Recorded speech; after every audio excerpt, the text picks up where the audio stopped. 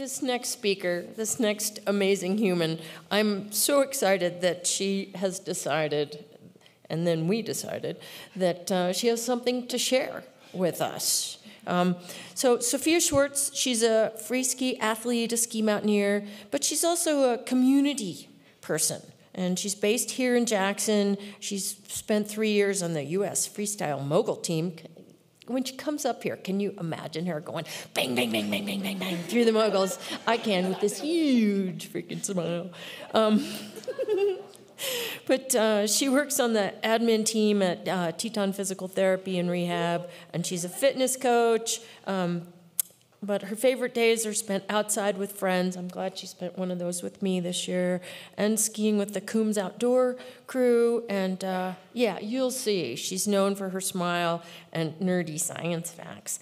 And yeah, come up here, Sophia, and tell us what you're going to tell us. Okay, I'm going to use the box. Oh man, wow. Thank you for such kind words, Lynn. But to be honest, I think Sarah's talk is probably a better introduction, or, to quote the wise theologian Taylor Swift, it's me.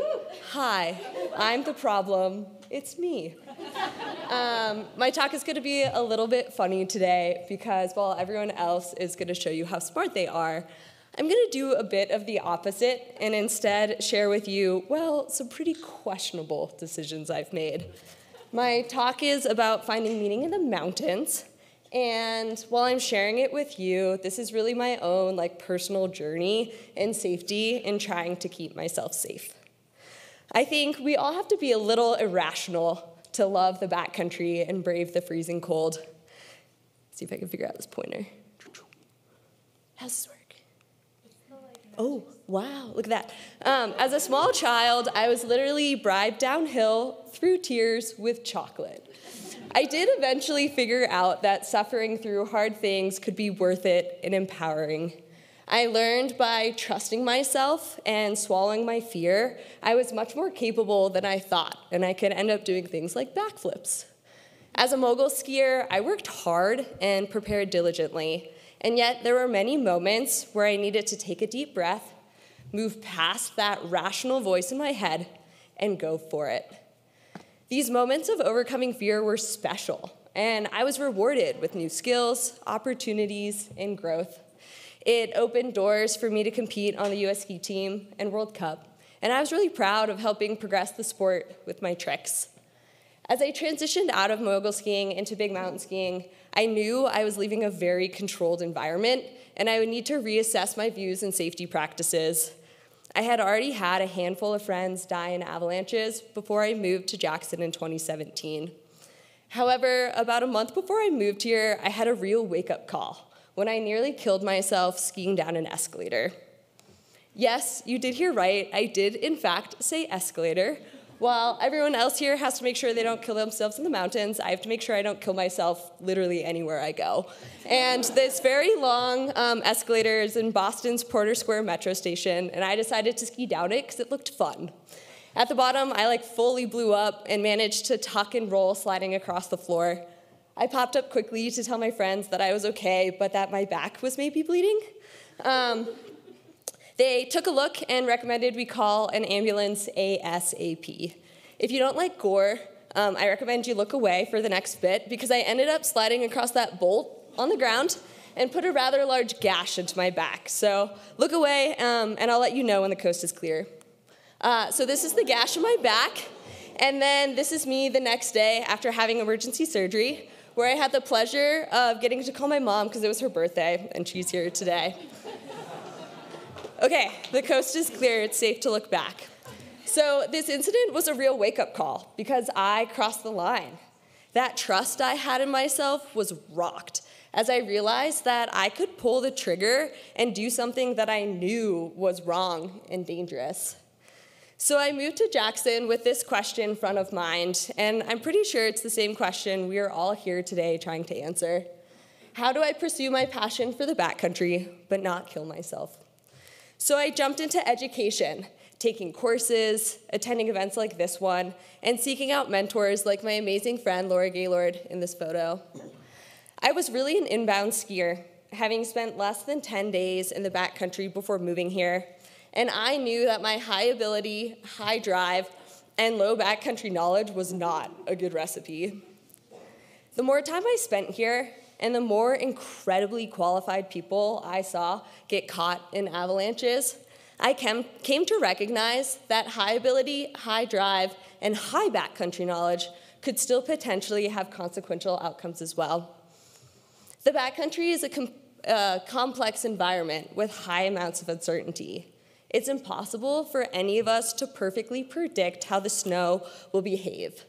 And while I'm still a huge believer that education will help make us safer, it was kind of a brutal bummer that it ended up not being the end-all be-all that I thought it would be. The idea that if I just have enough knowledge, I'll be able to ski anything safely is rooted in hubris.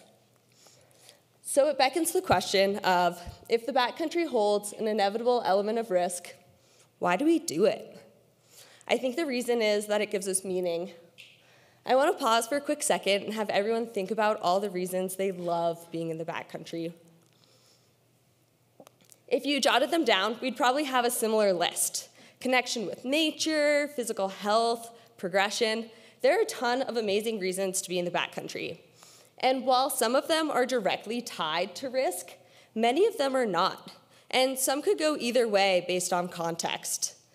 However, our society tends to skew their value and places more emphasis on certain types of experiences. A few years ago, Margaret Wheeler gave an amazing talk here at WYSAW called Who's Driving the Bus? Does Backcountry Culture Eat Avalanche Education for Breakfast? And it really stuck with me just how much value our backcountry culture puts on these more dangerous traits. And I wanted to dive deeper into that culture. Backcountry culture, I think, falls under a bigger umbrella of a more Western settler colonialist culture, which I think has traits that can be harmful to our safety.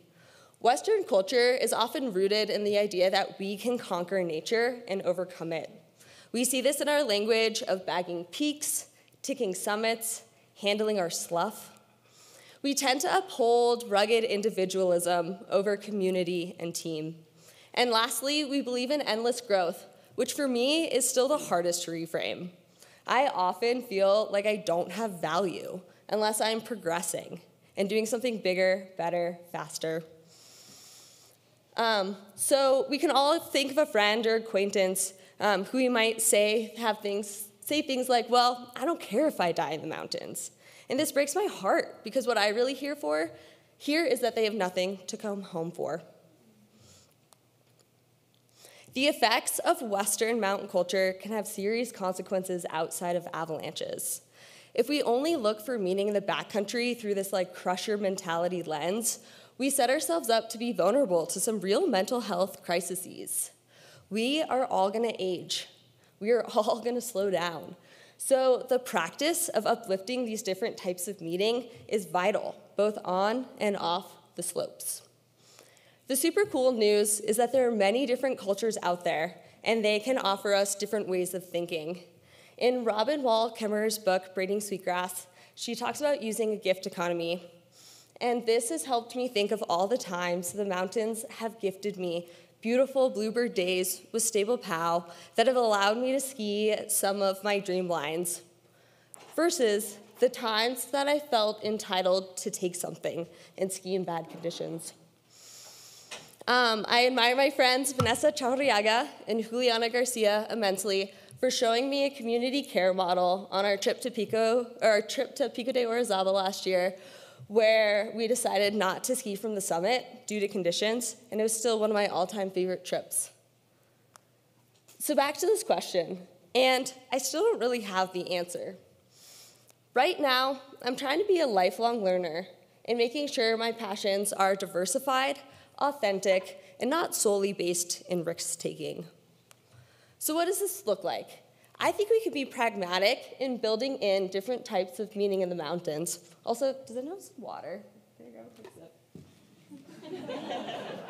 Whew, dry mouth.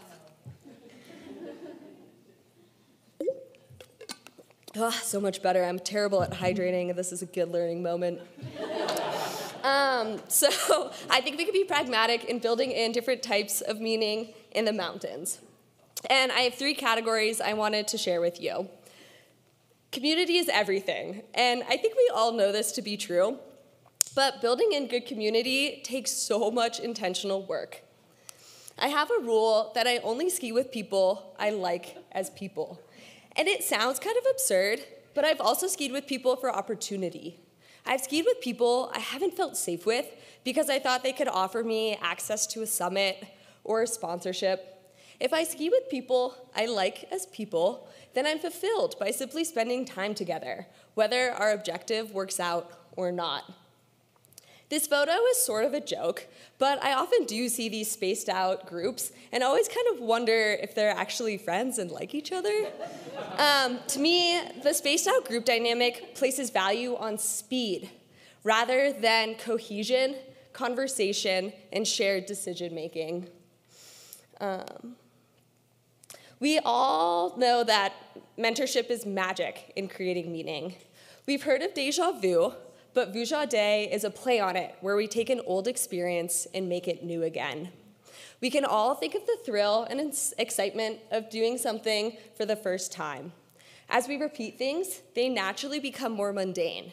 So we seek out novel experiences, and it pushes us towards riskier experiences. I personally use mentorship to help me refine joy in the simplicity. To get to have someone have a new experience, they share their joy with you. And it can be the most fulfilling gift to get to relive that transcendent moment through somebody else. I'm human. I'm a human who skied down an escalator. And so I need a team to help keep me safe. My best mountain partners honor my toughness, but encourage my softness. My friend, Lily Crass, is one of my go-to friends for big lines, but she's also a fabulous cook. And she has a tradition of keeping ingredients on hand to bake a special cake on the days that she has to bail. Sometimes you wake up all stoked to go get after it, and at 9 a.m. you're turning around, and by 10, you're home kind of defeated. So cue the bail cake and treat yourself to a different kind of joy that celebrates coming home safe. Zoomies. Zoomies are most frequently associated with dogs, but truth be told, I've got them too. They're the buildup of energy and excitement that pulse through your body and soul. If they don't get released, they become pent up, and they almost become a kind of anxiety for me. My zoomies typically emerge in January and February, where the initial bliss of the new season has worn off, and I am itching to try hard. However, this time of year, it may not be safe to step into avalanche terrain yet, so I keep a few release techniques in my pocket. Having a fitness goal is a double win, because I get to get my heart rate up and try hard in a safe environment while building fitness for later on in the season. I always have a season's pass, and I love to ski in bounds because it can be so refreshing to turn my brain off for a bit and just ski fast, and maybe a little recklessly too. And of course, jumping holds a special place in my heart. I'm so thankful to have friends like Junior Rodriguez who will go build little kickers with me on low-angle terrain so I can be present and find that flow state outside of just steep slopes. Am I an adrenaline junkie? I ask this question to myself a lot. And I don't love to be scared per se, but I do love to be present. Doing hard things is often the fastest path there for me, but it's not my only one.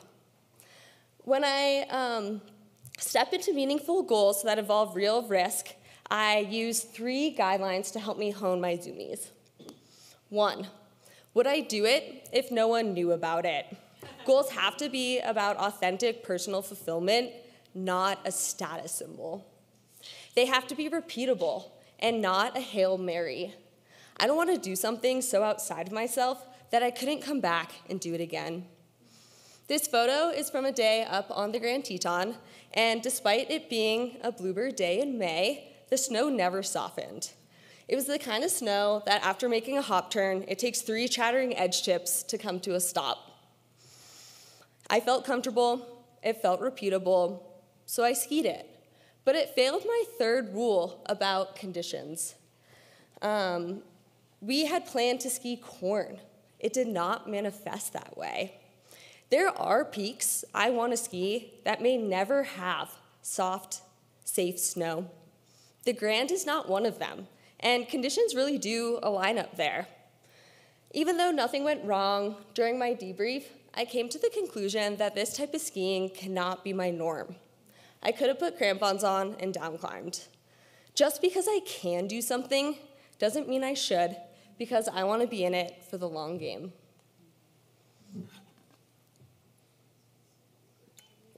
And hydrate for longevity. Let's just say the ski industry is not known for its valuing of longevity.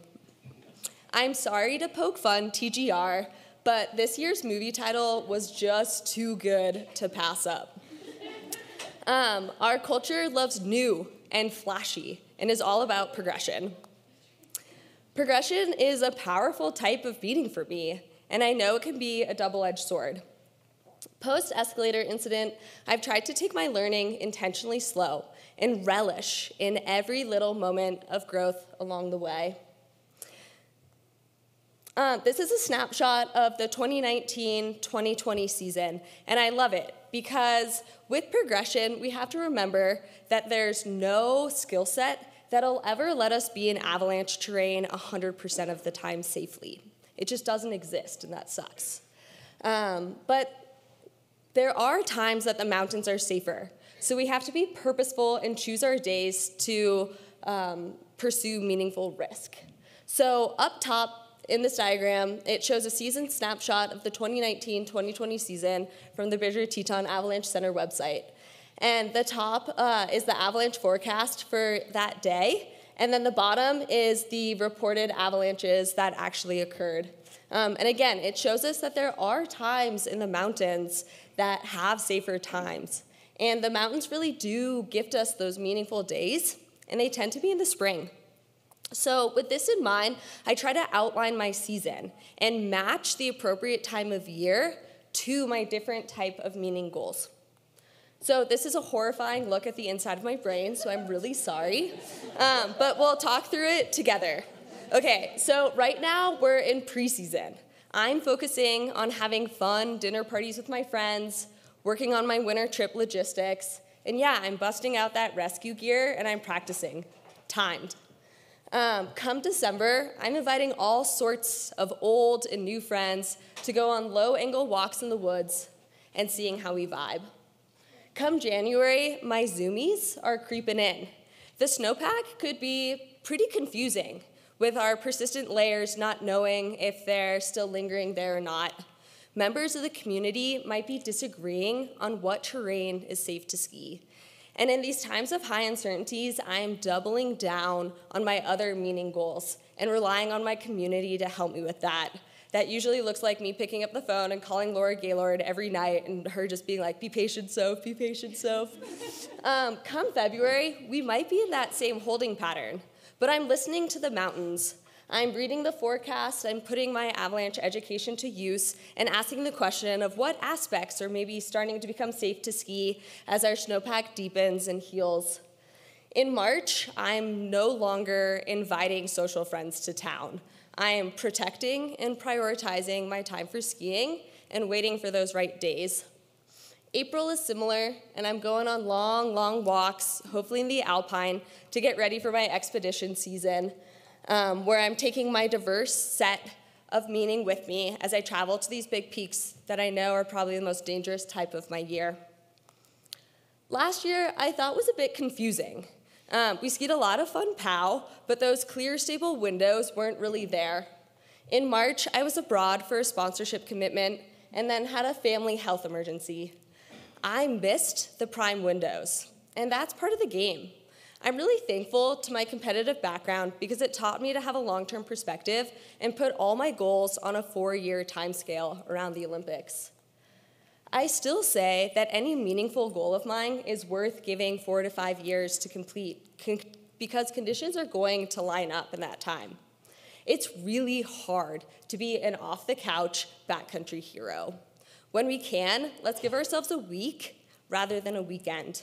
Let's travel for a month, and let's see those dream lines in a year perspective rather than a single season checklist.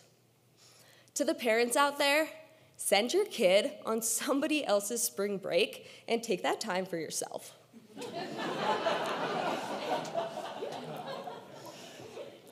Will it work? I have no idea. I can't stand up here and say that it won't be me. I'm not ignorant to the terrain I ski and the risks I take. I've lost enough friends to know that kind, wonderful, and careful people die in the mountains. If I only skied low-angle terrain and didn't pursue growth and risk, I wouldn't be me, or at least the best version of myself. I think one reason we love to be on the edge is that it shows us our humanity and our impermanence. I hope we come back from these moments with humility and grace rather than brash invincibility. I don't know how I'm gonna die. None of us do, but we all are. And I don't think we talk about death enough, but it's part of living. I've had friends die in the mountains, yes, but I've had friends die in car crashes, of cancer, from violence. I hope the joy we get in the mountains gives us fuel to work on these bigger issues.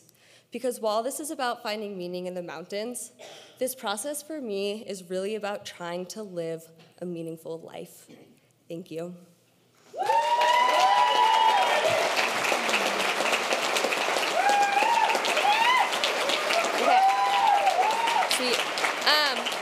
I'm sorry, I'm gonna switch it up a bit, and I'm nervous so I'm gonna read, and use our 5 minutes Q&A a little differently. And I would still love to connect with all of you and answer questions, so feel free to find me afterwards or shoot me an email and we'll connect for a phone call, coffee, stroll.